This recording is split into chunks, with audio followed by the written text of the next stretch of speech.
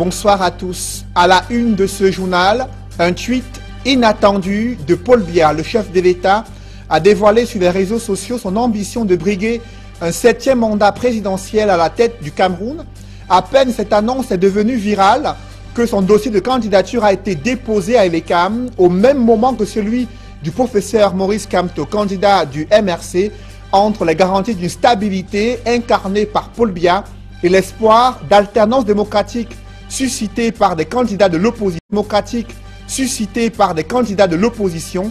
Cette présidentielle 2018 suscite déjà l'intérêt de l'Union africaine. En visite officielle au Cameroun, le président de la commission de l'UA a tracé les sillons d'une sortie de crise sur les braises ardentes de la crise anglophone. Vous suivrez dans ce journal les propos de Moussa Faki Mahamat lors du déjeuner d'État offert par le couple présidentiel.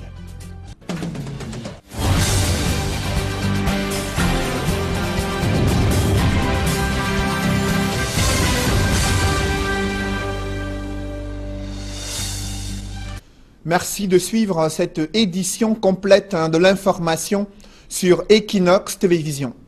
Le président de la République a pris tout le monde de court alors que d'aucuns s'attendaient à une déclaration sur les antennes de la télévision publique. Le chef de l'État, Paul Biya, a choisi son compte Twitter pour faire l'annonce tant attendue, lui qui compte briguer un 7e mandat présidentiel à la tête du Cameroun. Un tweet inattendu par les internautes camerounais et ceux du monde entier. Des précisions avec Sylvestre Hippolyte Zangaou et François Dikoumé. Chers compatriotes du Cameroun et de la diaspora, conscients des défis que nous devons ensemble relever pour un Cameroun encore plus uni, stable et prospère, j'accepte de répondre favorablement à vos appels pressants. Je serai votre candidat à la prochaine élection présidentielle. Voilà ce que Paul Biya a écrit sur son compte Twitter. Le président du Rassemblement démocratique du peuple camerounais est donc on ne peut plus clair. Il est candidat à la présidentielle du 7 octobre prochain. Paul Biya brigue ainsi un 7e mandat. Son premier, c'était en 1984, 2 ans seulement après avoir hérité du pouvoir, suite à la démission d'Amadou Ahidjo. Son second mandat, c'était en 1988, toujours sous les couleurs du parti unique, l'UNC. Après l'arrivée du multipartisme au début des années 90, Paul Biya est élu en 1992, puis 1997, 2004 et 2011. Les élections de 2004 et 2011 se sont déroulées sous des slogans précis du candidat du RDPC. Le Cameroun des grandes ambitions en 2004 et le Cameroun des grandes réalisations en 2011. Que se passera-t-il pour la campagne électorale de 2018? Si on ne peut encore répondre à cette question, il y a déjà un fait nouveau. C'est la première fois que Paul Biya utilise les réseaux sociaux, précisément son compte Twitter, pour annoncer sa candidature à l'élection présidentielle. Pour savoir si sa campagne électorale se passera aussi sur les réseaux sociaux, il faudra attendre le 24 septembre prochain, date fixée pour le début de la campagne électorale. Pour prolonger l'analyse sur cette candidature annoncée du président Paul Biya à la prochaine élection présidentielle prévue le 7 octobre 2018, je reçois sur ce plateau Duval Fangwa. Duval, bonsoir. Bonsoir Céline Noufélé. Vous avez lu ce tweet de Paul Biya ce matin. Qu'est-ce qui peut expliquer le choix des réseaux sociaux pour faire cette annonce de sa candidature à l'élection présidentielle? Au moins 3 raisons pour justifier peut-être le choix de Paul Biya. Primo, la nécessité d'arrimage à cette forme de communication politique moderne, compte tenu de sa puissance. En choisissant d'annoncer sa candidature via son compte Twitter, Paul Biya et ses communicants internationaux en activité au Palais de l'Unité savaient très bien que ce véhicule, ce tweet, portera son message très loin et très vite, notamment en milieu jeune qui constitue plus de la moitié de la population camerounaise et surtout dans la diaspora, cette diaspora très active sur les réseaux sociaux et dont l'intervention dans le champ politique n'est plus à démontrer. Avec au bout du compte, bien sûr, le buzz. Secondo, il y aurait derrière ce choix un réel souci d'efficacité. Tenez, il y a une possibilité à travers ce tweet de mobiliser pratiquement directement ou indirectement plusieurs supports de communication. Nous sommes vendredi et demain samedi, la presse écrite ne paraît pas. Et donc, c'est la presse cybernétique et les réseaux sociaux qui vont se charger de la diffusion du message présidentiel. Ensuite, le dimanche, l'espace audiovisuel va prendre le relais avec notamment les magazines La Mi-Journée qui vont faire un large écho de ce message présidentiel. Et le lundi, ce sera au tour de la presse écrite de reprendre donc le message du président de la République et ce sera parti pour au moins une semaine encore autour de ce discours. Tertio, en choisissant ce canal, Paul Biya veut rester fidèle à sa logique. La logique des contre-pieds ou des crocs en jambes, c'est comme vous voulez. Eh bien, le président de la République vient de surprendre tout le monde. En 2011 et en 1997, le président de la République avait choisi d'annoncer sa candidature via un discours à la nation. Cette fois-ci, il a pris tout le monde de court en annonçant cette candidature via son compte Twitter. Pourtant, le président de la République n'est suivi que par 328 000 followers, très très loin derrière d'autres chefs d'État, comme le pape François, 47 millions de followers, ou encore Donald Trump, 52 millions de followers. Et donc, en réalité, c'est un contre-pied que personne n'attendait. Vous avez également pu analyser entre les lignes les 43 mots utilisés par le chef de l'État pour faire cette annonce de sa candidature à l'élection présidentielle. Qu'est-ce que vous avez décodé entre ces lignes? Il y a un premier message qui est clair. Ce message, c'est que Paul Biya, président de la République du Cameroun depuis 36 ans, âgé de 85 ans, est candidat à sa propre succession. C'est donc la fin des supputations. Supputations pourquoi? Désormais, eh bien, Paul Biya, on le sait, ne passera pas la main, comme le souhaitait l'ambassadeur des États-Unis au Cameroun. Paul Biya sera le candidat du RDPC à la prochaine élection présidentielle et ce candidat du RDPC ne sera pas un anglophone. Deuxièmement, en lisant exactement entre les lignes de ce discours, eh bien, Paul Biya donne l'impression d'avoir été un tout petit peu contraint. De façon triviale, on pourrait penser qu'il donne l'impression que, eh bien, vous avez insisté, je ne voulais plus vraiment de ce poste ou bien de cette présidence de la République, vous avez insisté, eh bien, pour vous faire plaisir, je reste à cette fonction de président de la République. Ce que le professeur Claude Atenga appelle la vulgate biaïenne, allusion faite, n'est-ce pas, à cette forme de répétition ad vitam aeternam des scénarios qui sont bien connus de tous et qui, à la limite, sont ennuyeux. Pour faire allusion, naturellement, à ces appels que le président de la République appelle des appels pressants qui l'ont amené et qui l'ont décidé finalement à être candidat à l'élection présidentielle. Merci Duval Fangwa pour toutes ces précisions. Juste après ce décryptage, analyse des propos et du tweet du chef de l'État, les premières réactions n'ont pas tardé à tomber, notamment dans la classe politique, l'opposition qui s'attendait à cette décision du président de la République, Paul Biya, et qui dit être prête à affronter le candidat Paul Biya à cette élection présidentielle, mais aussi des partisans du parti au pouvoir, enfin soulagés de cette décision de Paul Biya d'être candidat à sa propre succession. Une constellation de réactions à suivre dans ce reportage signé Warren Zede, François Dikoumé et Donald Brice Kamgan. Dans les rangs du Social Democratic Front, l'on estime que c'est l'inverse qui aurait surpris. Paul Biya était attendu sur la route de la course à la présidentielle. Tout va se jouer sur les arguments des protagonistes. Le parti de la balance se dit prêt et son candidat Joshua aussi avec. Le SDF va à ces élections avec beaucoup de confiance, comptant sur ces Camerounais parce que ça ne suffit pas d'aimer quelqu'un et de rester sans voter. Donc nous devons sortir. Le travail est immense et le travail doit être fait par des Camerounais. Nous ne devons pas aller laisser attendre d'autres le faire. Donc les Camerounais ont cette lourde charge de changer leur chef d'État et mettre en place un chef d'État qui va faire commencer à travailler le Cameroun. Même si les statuts du RDPC font du président national le candidat naturel à la présidentielle, certains cadres du parti se sont ouvertement opposés à une nouvelle candidature de Paul Biya. Un débat qu'Hervé Emmanuel Combe dit ne pas comprendre. Appartenir à des RDPC ne sont pas les travaux forcés.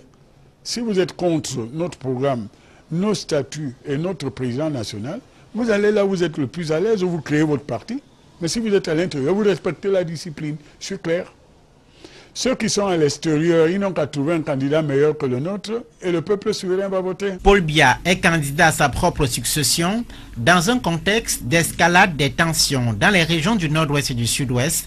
Certains militants estiment que la crise appelle un profil présidentiel de son acabit. Ils ne peuvent pas laisser le pays en cette situation. Il doit assurer la paix et assurer l'intégration nationale, l'unité nationale. Le Cameroun doit rester indivisible. Le président national était obligé pour moi de présenter sa candidature pour assurer tout ça. Au Social Democratic Front, l'on met en garde contre les fraudes électorales et appelle les citoyens à se mobiliser le 7 octobre prochain. Toute fraude avec le peuple ne peut pas marcher. Donc si les Camerounais sortent en masse pour voter, la fraude sera minimisée. Donc nous croyons à ce que les Camerounais doivent sortir dans les nombres qu'il faut pour conquérir ces fraudes. À 85 ans, dont 36 passés au pouvoir, Paul Biya est candidat pour un 7e mandat à la tête du Cameroun. D'autres candidats déclarés à cette élection présidentielle ont réagi.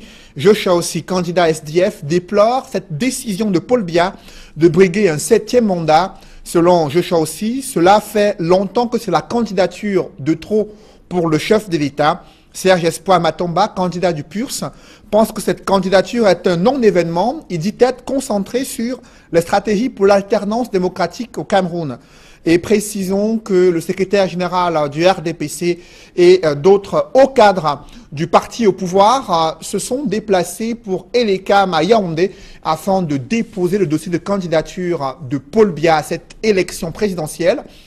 Un dépôt qui s'est tenu au même moment que celui du professeur Maurice Kamto, dont ses partisans se sont déplacés pour déposer eux aussi les dossiers de candidature du professeur Maurice Kamto à cette élection présidentielle. Parlons à présent de ce déjeuner d'État entre le président de la Commission de l'Union africaine, Moussa Faki Mahamat, et le président de la République du Cameroun.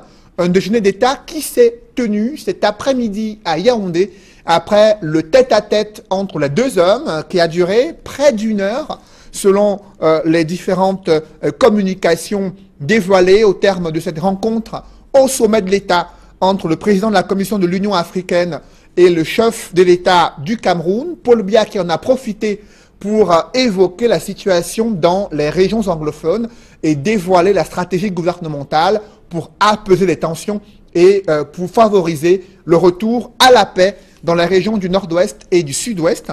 Je vous propose d'écouter le président de la République du Cameroun, Paul Biya.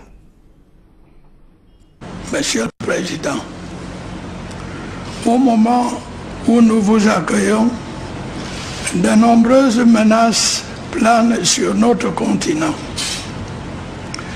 Je citerai principalement les crises sociopolitiques et les attaques terroristes qui déstabilisent nos sociétés, sèment la mort et causent des destructions dans nos pays. Elles provoquent non seulement le ralentissement des activités économiques et sociales, mais aussi un afflux de réfugiés et de déplacés.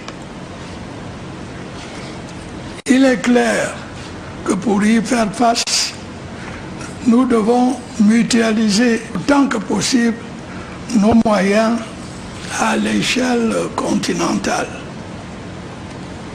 C'est ce que le Cameroun s'est résolu à faire avec ses voisins de la Commission du bassin du lac.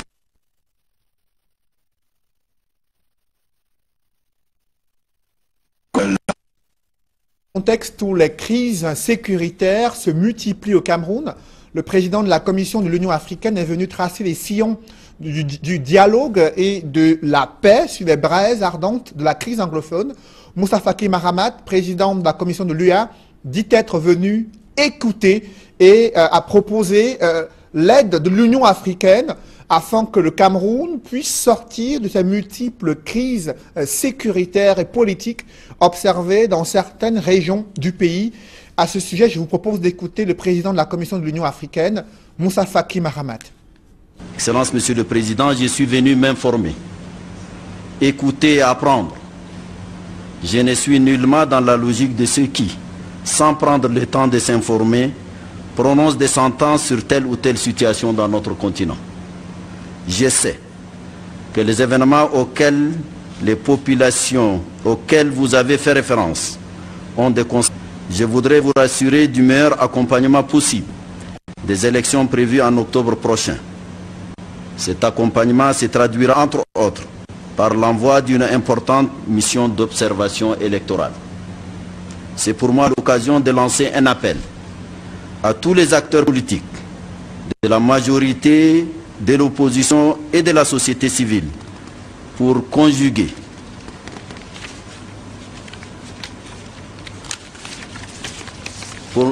leurs efforts pour que ces élections se déroulent dans un climat apaisé et de concorde nationale.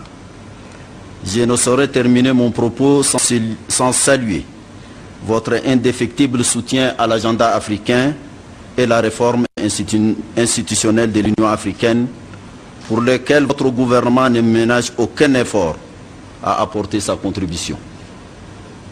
J'en veux pour preuve, Monsieur le Président, la mise à disposition du professeur Pierre Mukoko-Mbondjo et qui dirige avec brio l'unité qui est en charge de la mise en œuvre de ces réformes. Après ce déjeuner d'État entre le président de la Commission de l'Union africaine et le chef de l'État, Moussa Faki Mahamat s'est rendu à l'IRIC où il a donné une conférence pour exposer les réformes qui sont en cours au sein de l'Union africaine et la volonté politique qui anime les différents chefs d'État africains pour s'affranchir de l'aide financière extérieure et pouvoir mettre l'Afrique sur les rails de l'émergence économique, sociale et politique. Je vous propose une fois de plus de l'écouter au terme de sa conférence qui s'est tenue à l'Institution des relations internationales du Cameroun du côté de Yaoundé. Le système international, par cette architecture, a été mise en place depuis une quinzaine d'années.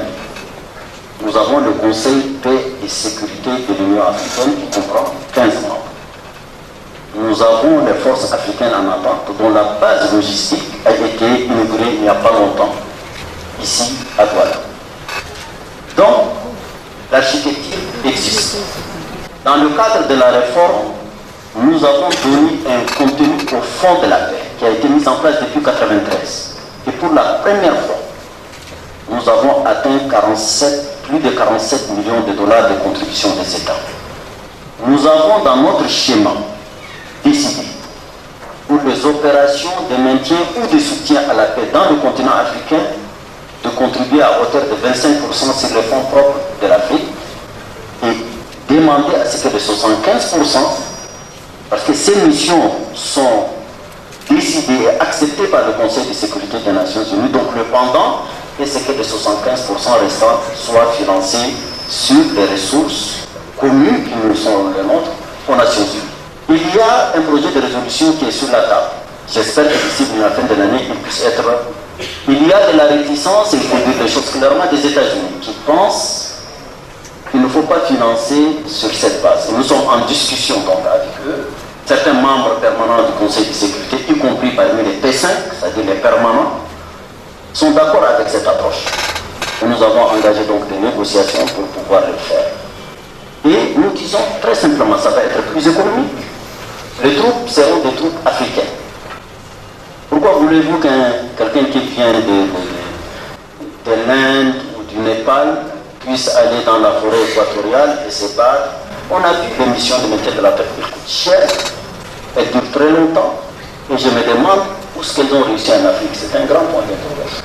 Je crois que les rapports qui ont été faits par les Nations Unies eux-mêmes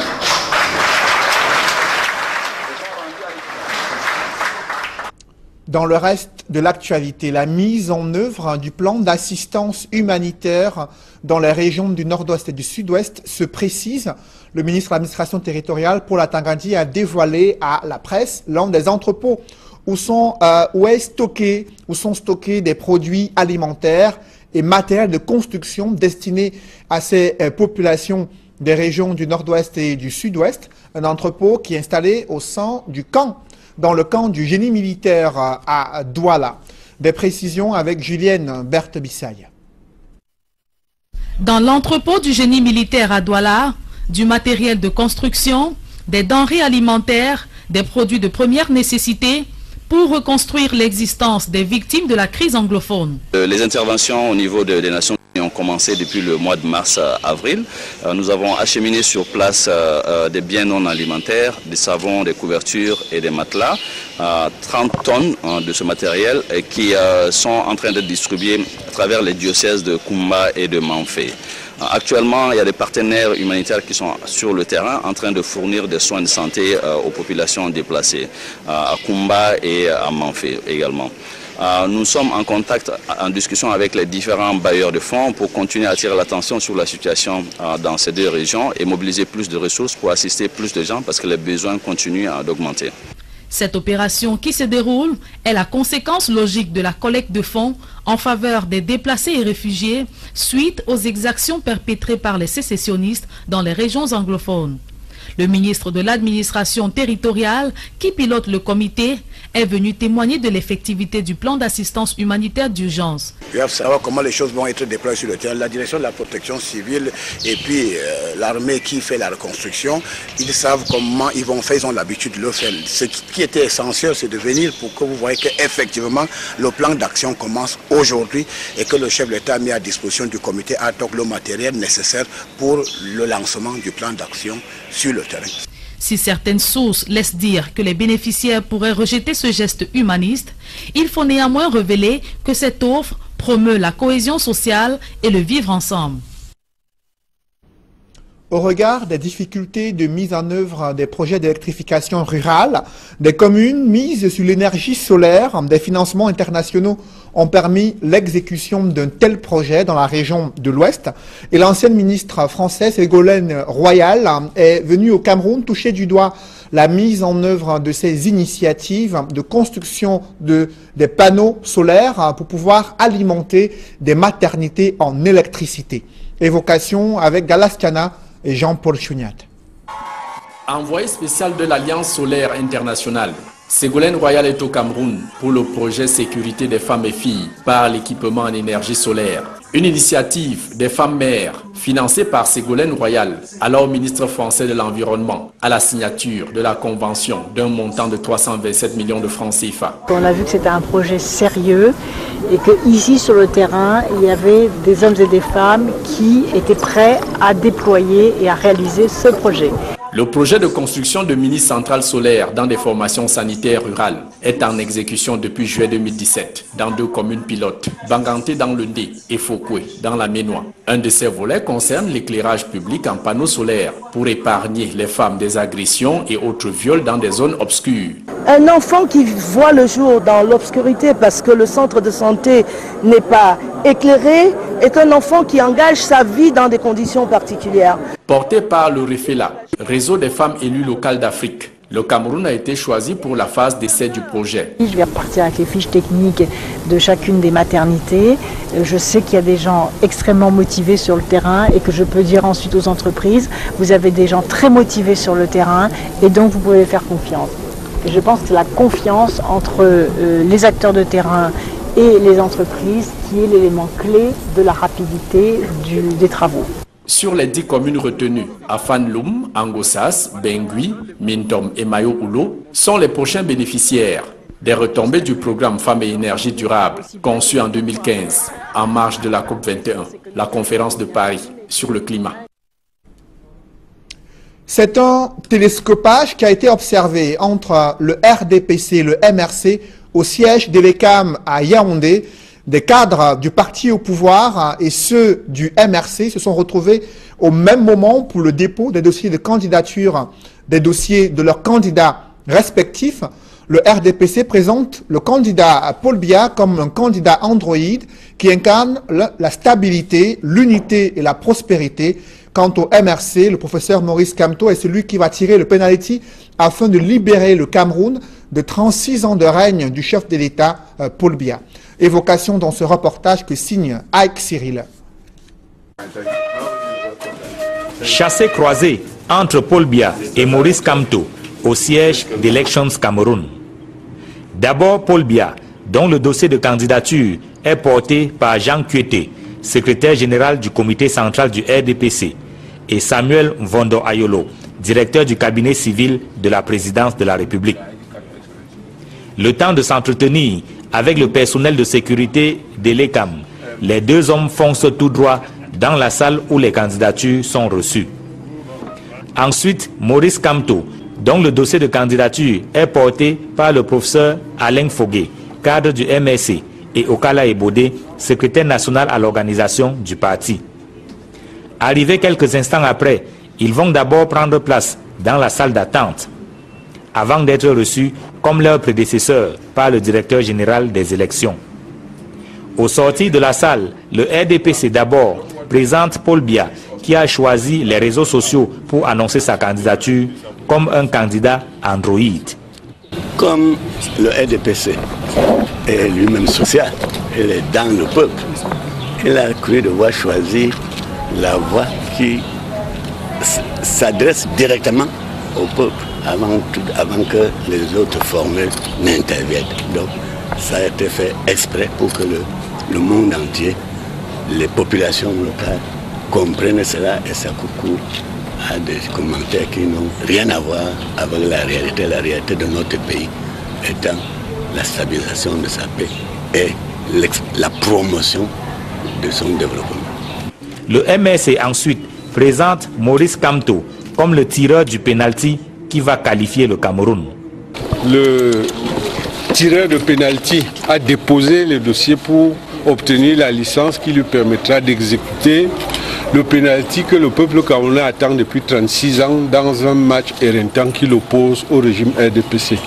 La situation sociale, économique, sécuritaire du pays apporte des preuves tangibles que le gardien n'a plus ses jambes de 20 ans. Et donc, il peut vouloir attraper le pénalty, mais je pense qu'il n'y arrivera pas. Tellement ce serait exécuté avec maestria. Le bal de dépôt des dossiers se poursuit au siège d'Elections Cameroun. Les candidats ont 10 jours depuis la date de convocation du corps électoral pour se manifester. Un public reportage dans ce journal, l'Union camerounaise de brasserie qui a offert une soirée VIP à ses fidèles consommateurs, soirée au cours de laquelle des artistes des musiques urbaines ont proposé des prestations qui ont permis aux différents consommateurs des produits de UCB, notamment la K44, de pouvoir se trémousser sur des pistes de danse. Reportage.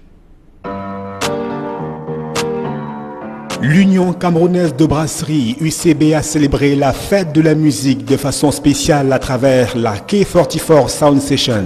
L'événement se tenu au Black and White à Douala Bonanjo, Cameroun, avec la présence inédite de l'artiste camerounais de la diaspora, DJ Joss Diesel.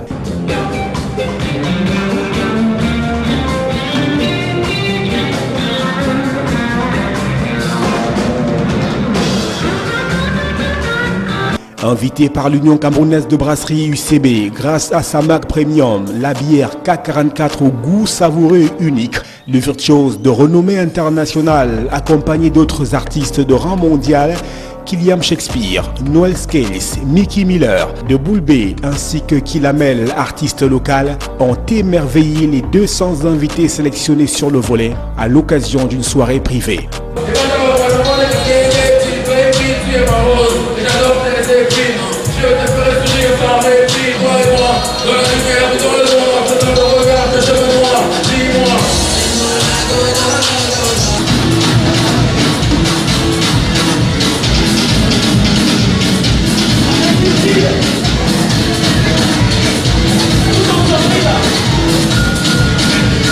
Des moments de joie et de bonheur, rythmés par des sonorités de l'heure, tout était réuni pour offrir une soirée en couleur aux privilégiés, admiratifs et vibrants au son des décibels. Avant la K44 Sound Sessions, l'artiste et toute son équipe ont offert un show dans l'enceinte de l'Union camerounaise de brasserie UCB devant un personnel ébloui, se délectant de ce moment inoubliable rendu possible grâce à la marque prestigieuse de l'heure, la K44.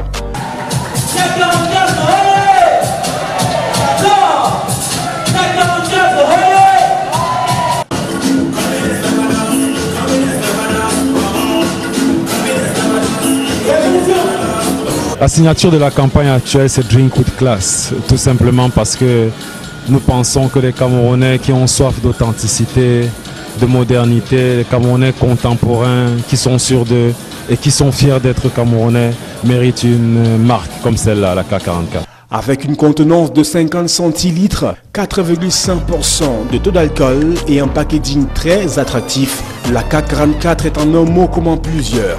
Une bière agréable à boire, digeste. C'est un produit de qualité, tout simplement la classe à l'état pur.